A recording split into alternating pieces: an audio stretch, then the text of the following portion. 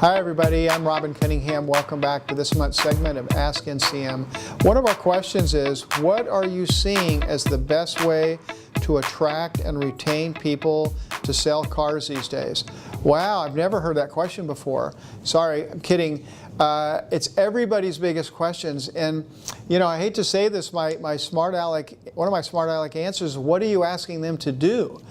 And then people say, what do you mean asking what do you do? And I said, what are you asking them to do? They said, sell cars. And I say, well, how do you sell cars? They go, what do you mean by that? I said, well, do you have 3 pencils that take the customer back and forth for a half hour each?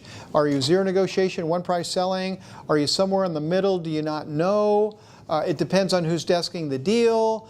It depends on how short of salespeople we are. I mean, we have got to get very clear, first and foremost, how you choose to sell cars at your dealership.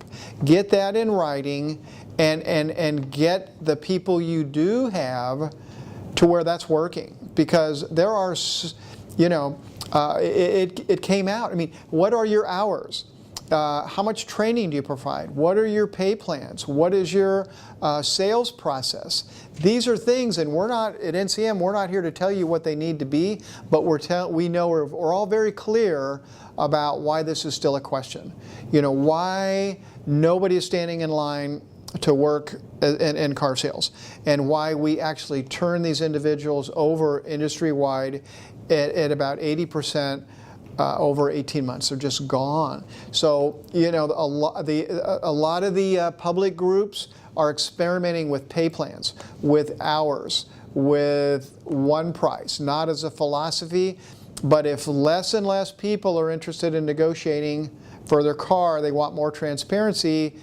It seems quite apparent these days that lesser and less people want to sell cars the old-fashioned way. So there's a lot of success out there.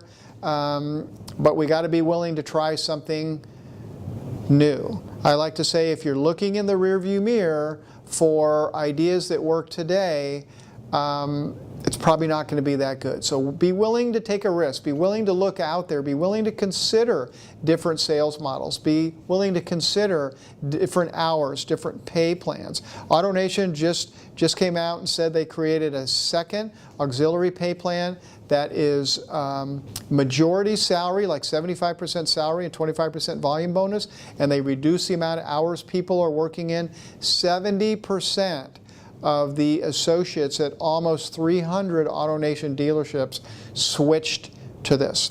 Almost all the new people and a very high percentage of the old ones. What is that telling us? It's telling us that the customers are telling us, present and future employees are telling us, something's got to change if we want to continue to be relevant. And I know we all want to become relevant.